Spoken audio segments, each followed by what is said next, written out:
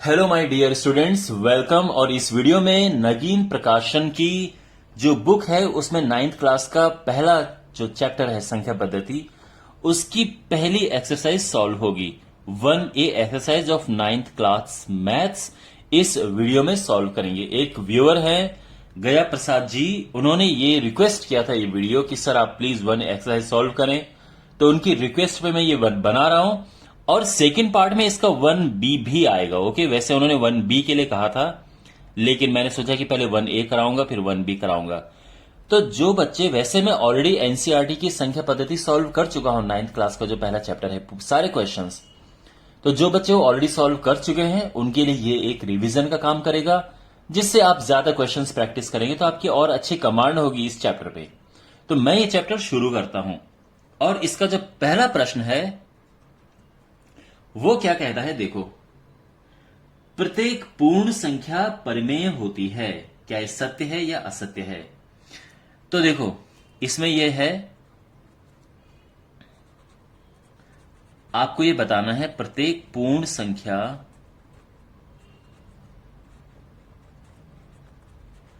परिमेय होती है, क्या यह सत्य है?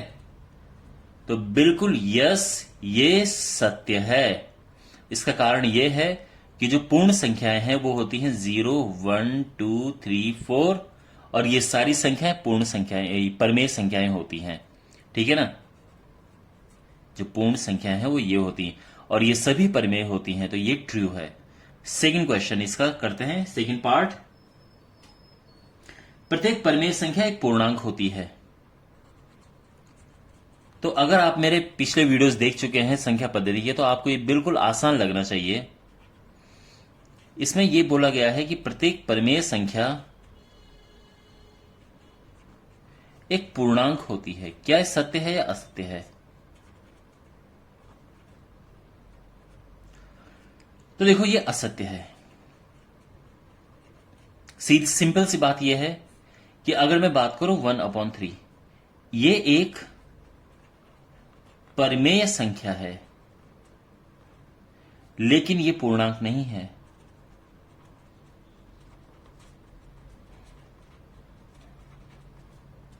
क्योंकि आप जानते हैं पूर्णांक क्या होते हैं भाई। पूर्णांक होते हैं 1, 2, 3, 4, -1, -2, -3, 4, 0, यानी पूरे नंबर जो होते हैं पूर्णांक होते हैं।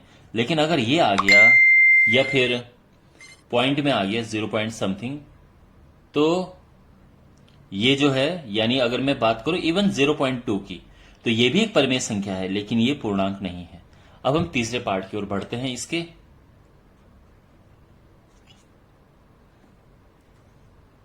शून्य एक परिमेय संख्या है, तो क्या शून्य एक परिमेय संख्या है? यस, शून्य एक परिमेय संख्या है, और ये सत्य है। ये सत्य है क्योंकि जो शून्य है उसको हम 0.1 लिख सकते हैं, और ये P/Q की फॉर्म बन जाती है। तो शून्य एक परिमेय संख्या है, ये ट्रू है। फोर्थ, प्रत्येक पूर्णांक एक परिमेय है। प्रत्येक पूर्णांक एक परिमेय है, क्या ये सत्य है?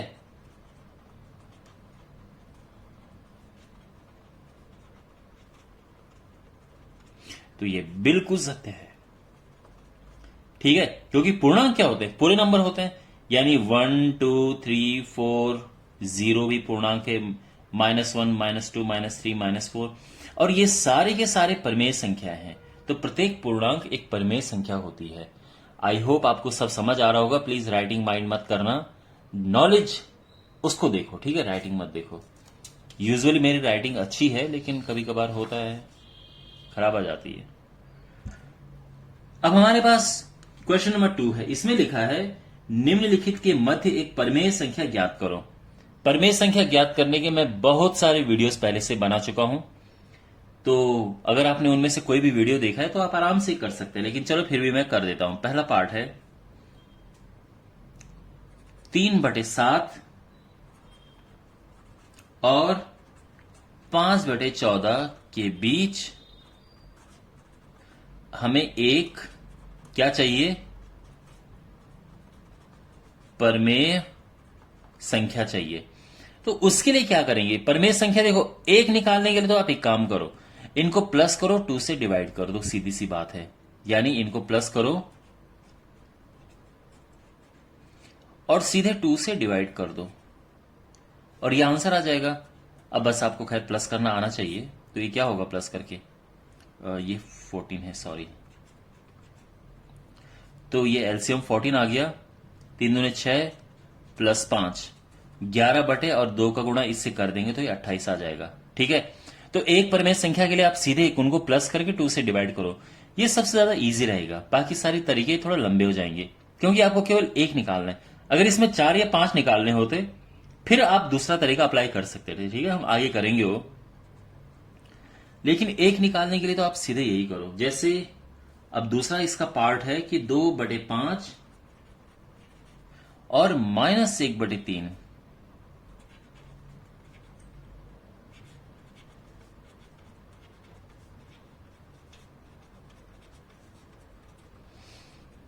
इसके बीच एक परमेय संख्या ज्ञात करनी है। तो अगेन हम क्या करेंगे, हाफ, यानी इनको प्लस किया, प्लस करने का अब यहां पे माइनस है तो प्लस माइनस का माइनस हो जाएगा और उसका हाफ कर दिया हमने। तो जब आप इसको सिंप्लीफाई करोगे, 5 से 15, 3 दूनी 6, 5 एकम 5, मैं उम्मीद करता हूं कि आपको ये सब समझ आ रहा होगा मैं क्या लिख रहा हूं। ये 6 में से 5 गया, 15 दूने 30, ये आ गया। अब ये जो क्या है, ये क्या है, ये एक परमेय संख्या है जो इन दोनों के बीच में है। तो ये हो गया तीसरा पार्ट,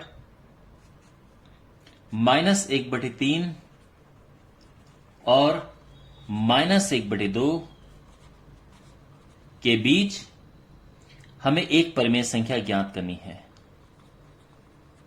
तो फिर वही करेंगे, 1/2 करेंगे और इनको प्लस कर देंगे। तो प्लस करने का मतलब ये हो गया, ठीक है, प्लस माइनस का प्लस, ये माइनस हो जाता है और उसका हाफ करना है। तो ये हो जाएगा 1/2। इनको सिंप्लीफाई करेंगे तो ये -2 -3, तो टोटल ये -5 आ जाएगा और 6 दूने 12, ये आंसर आ गया है। इज इट क्लियर, सब समझ आ रहा है? ओके, तो देखो एक परमेय संख्या निकालना है तो ये सबसे आसान तरीका है, उनको प्लस करो और 2 से डिवाइड कर दो। अब हमारे पास है इसका क्वेश्चन नंबर 3।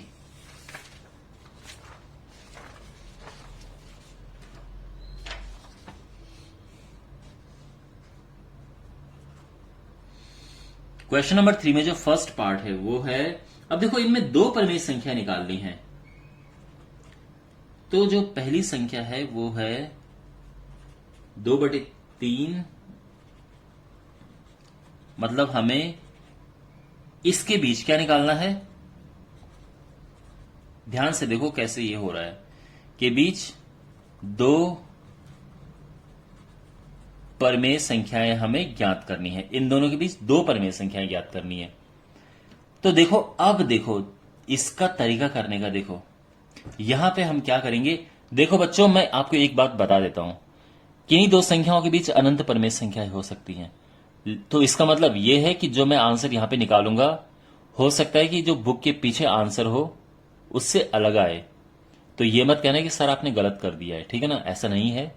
क्योंकि मैंने अपने पिछले वीडियोस में कुछ क्वेश्चंस ऐसे किए थे, मैंने कुछ और आंसर निकाले थे और बच्चों ने कहा कि सर बुक के पीछे तो ये आ रहा है, आपने गलत कर दिया है, जबकि ऐसा नहीं है भाई। जब 2 संख्याओं के बीच में अनंत परमेय संख्या हो सकती है तो अनंत आंसर हो सकते हैं इसके, ठीक है।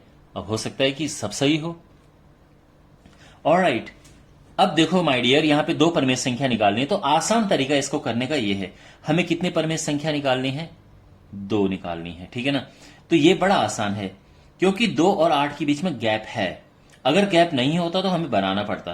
तो इसका आंसर सीधे हो जाएगा 3/3, 4/3, 5/3, 6/3 और 7/3। अब आपकी मर्जी है, आप कोई भी 2 इनमें से चूज कर लो, ठीक है। मैंने इनकी 5 संख्या लिख दी है। तो इन 2 संख्याओं के बीच में ये 2, अब ये आसान क्यों लगा मुझे, ये बताओ, ये इतना इजीली कैसे हो गया? क्योंकि यहां नीचे एक जैसा अंक था। आप समझ रहे हैं, अगर एक जैसा नहीं होता तो फिर मैं ये नहीं लिख पाता।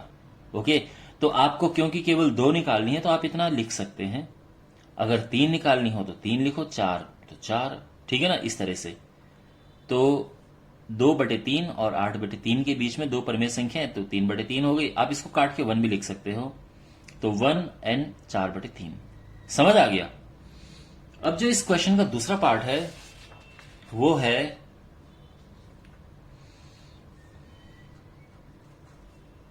-1/2 और 2/7 के बीच में हमें निकालनी है दो परिमेय संख्याएं। ओके, अब यहां एक प्रॉब्लम आ गई है, वो ये है कि भाई एक तो ये 2 है और ये 7 है, ये एक जैसा नहीं है।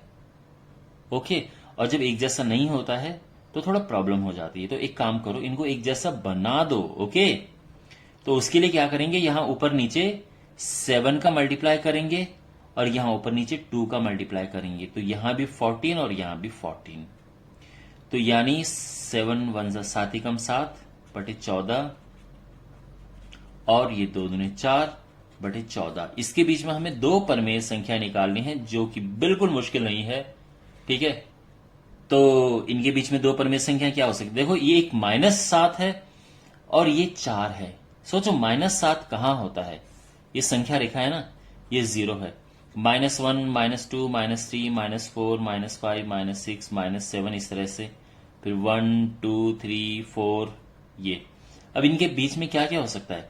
इनके बीच में -6/14 है, -5/14 है, -4/14, -3/14 है, -2/14 है, 0 है, 1/14 है, 3/14, ये सारे हैं। ठीक है ना, तो ये आंसर आ गया। आपको दो चाहिए तो बस दो ये लिख दिए हैं। तो आई होप आपको ये समझ आ गया होगा। अब इस क्वेश्चन का जो तीसरा पार्ट है वो देखो, यहां पे हमें -1/5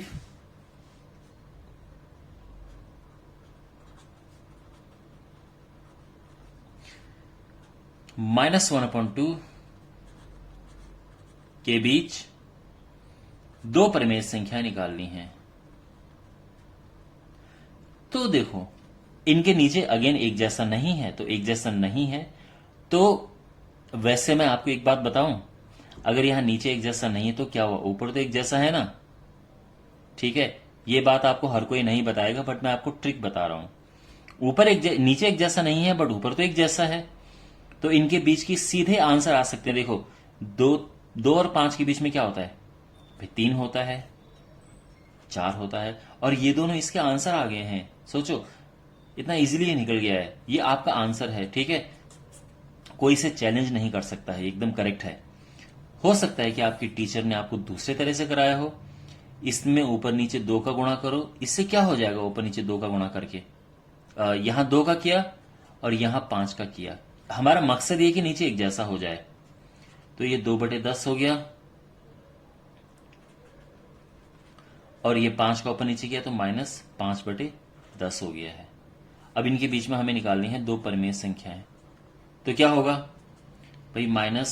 अब ये -2 है, -5 है, तो -3 भी आता है इनके बीच में और -4 भी आता है, और ये आंसर आ गया है। तो या तो ऐसे निकालो, बिल्कुल गलत नहीं है, या ऐसे निकालो, ये भी सही है। आपको समझ आ रहा है माय डियर?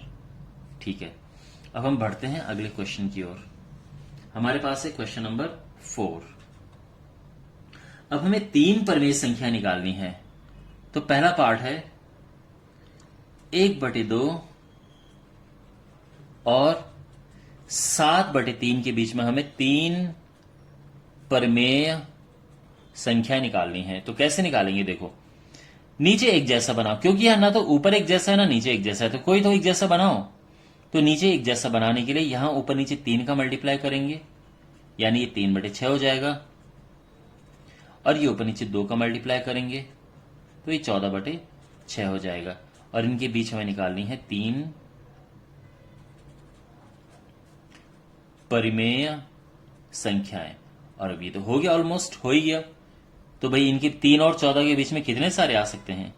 4/6 है, 5/6 है, 6/6 है, 7/6, 8/6, 14/6 से पहले आप कितने भी लिख सकते हो।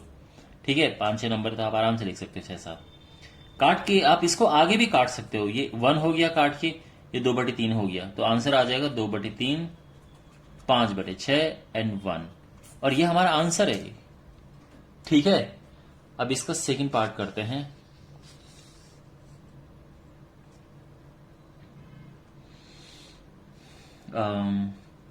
सेकंड पार्ट है -3/5 और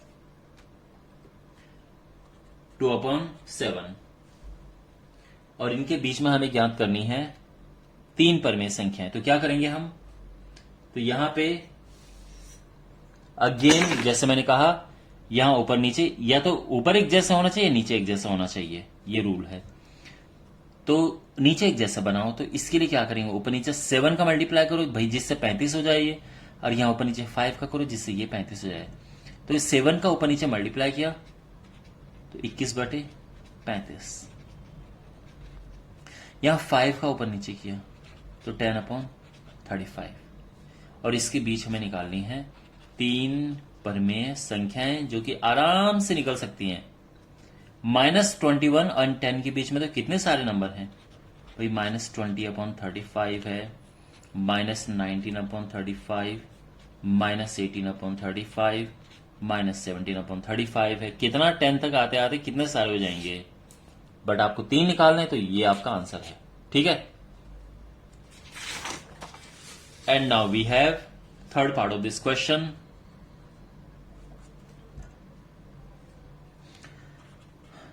टू अपॉन 5 एंड 8/5 के बीच में हमें निकालनी है 3 परमेय संख्याएं। अब ये तो हमारे पास पका पकाया आ गया, क्योंकि नीचे एक जैसा है और ऊपर 2 और 8, इसके बीच में अच्छा खासा गैप है। तो इनके बीच में क्या होगा भाई, 2 और 8 के बीच में क्या होता है, 3/5, 4/5, 5/5, 6/5, 7/5। तो आप तो 5 भी निकाल सकते थे, ठीक है ना। खैर इसको काट के 1 कर सकते हैं, तो आंसर आ जाएगा 3/5, 4/5 एंड 1। Understand well. तो इसमें हमें निकालनी थी 3 परमेय संख्याएं। अब हमारे पास लास्ट पार्ट है, लास्ट क्वेश्चन है इस एक्सरसाइज का, और हमें बताना है कि 1/2 और 3/5 के बीच 9 परमेय संख्याएं क्या होंगी। इनके बीच में हमें 9 परमेय संख्याएं चाहिए, तो क्या होगा देखो। पहली बात तो मैंने आपको क्या नियम बताया था, या तो ऊपर एक जैसा हो या नीचे एक जैसा हो। तो देखो नीचे एक जैसा बनाओ, यहां ऊपर नीचे 5 का गुणा करो क्योंकि ये 5 है, और यहां ऊपर नीचे 2 का गुणा करो क्योंकि 2 है, तो उससे ये दोनों 10-10 हो जाएंगे। यहां ऊपर नीचे 5 का गुणा करेंगे तो 5/10, और यहां ऊपर नीचे 2 का गुणा करेंगे तो 6/10, और इसके बीच हमें 9 परमेय संख्याएं ज्ञात करनी है, ठीक है ना। लेकिन असली प्रॉब्लम अब शुरू होती है।